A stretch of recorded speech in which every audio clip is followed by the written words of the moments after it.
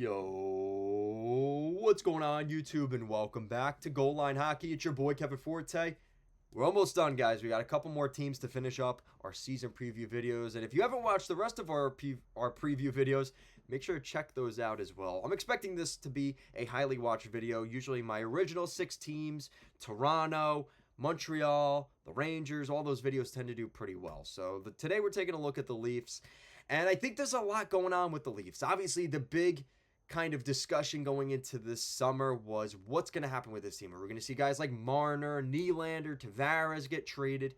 We didn't really see anything like that. We did see a couple of good additions on the back end, which I think are going to help.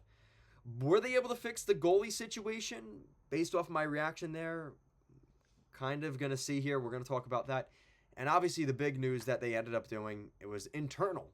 They decided to strip Captain John Tavares of his captaincy, and now Auston Matthews is the new captain in the GTA. So it's going to be interesting to see what they kind of look at moving forward here, and if that changes the mindset of this team from the John Tavares-led team to the Matthews era, right? And I think officially it's been that way, but now it's more official now that he's the captain, right? So obviously, that's a huge storyline going into this season. You know, is the goalie situation going to be good enough? That's going to be another discussion. Ilya Samsonov left the team, ends up going to the Vegas Golden Knights. So, you know, we might as well just start there. So it's Joseph Woll and Anthony Stolarz. Stolarz had a good season last year, but like, is this a situation where him and Joseph Woll, is that a situation that's going to win them a Stanley Cup? You know, I think a lot of people keep comparing this to the Colorado Avalanche when they won the Stanley Cup with Darcy Kuemper, right? Like, they had such a good team and defense in front of Kuemper that even though he wasn't a Vezina winning goaltender, they got just enough out of Kuemper to win the Stanley Cup. And I think they're hoping for that here for Toronto, but I don't necessarily know if that's a really good barometer for success. Goaltending is so important in the NHL. And I think for a team like the Leafs, you know, that's something that it's a tough situation, right? It's kind of like Montreal too, where you're playing in that market. Goaltending is a tough position there. So for the Leafs, they're just hoping they ride the hot hand and do what they got to do in the playoffs, but that's asking for a lot for a guy like Stolarz or Joseph Woll. So that's it for the goaltending. For the forwards, pretty much the same band back together in Toronto. So you got Matthew Knies, Matthews, and Marner all on the top line. I like that. That's fine. You're balancing out the lines. You're going to see that through the rest of this year. Bobby McMann, John Tavares, and William Nylander. That's your second line. No real changes there. The third line, you're going to have Pontus Holmberg, Max Domi, and Kalle Järnkrok. I really like that third line, actually, like a lot. Kalle Järnkrok is one of the more underrated players in the National Hockey League. I really like what he provides. He's a goal scorer. He scores big goals in the playoffs.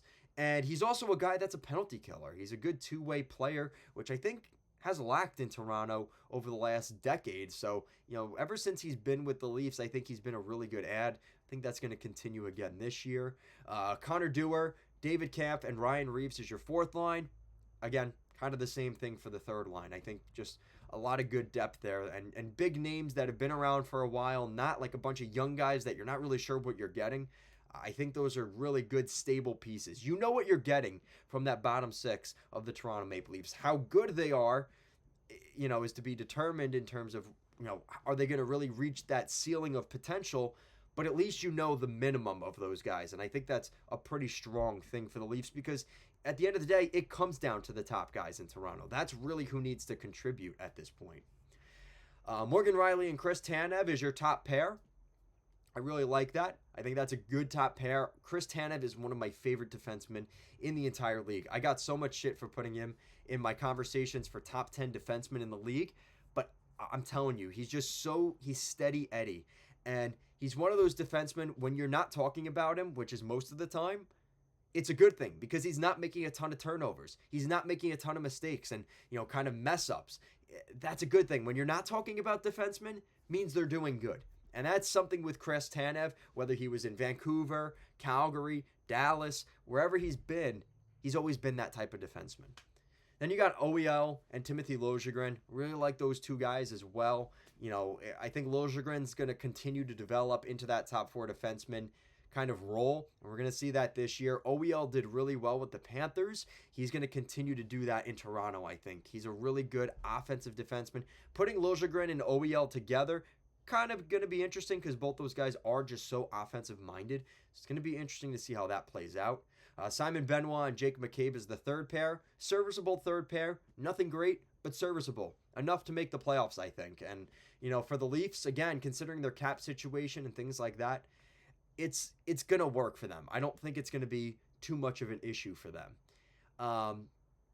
Their power play unit is pretty interesting. So at this point, it looks like Tavares will be the center. You got Matthews, Marner, Nylander, and then Riley. The second power play, which I think there's room to move this a little bit, but I think because Oliver Ekman-Larsson comes in, he is such a force on the power play. It allows them to keep those core four together on the top power play. OEL is a really good addition there with guys like Liljegren, Domi, Nyes, and Kalle Järnkrok on the power play. Interesting move there. I'm surprised they didn't put a guy like Matthew Nyes on there.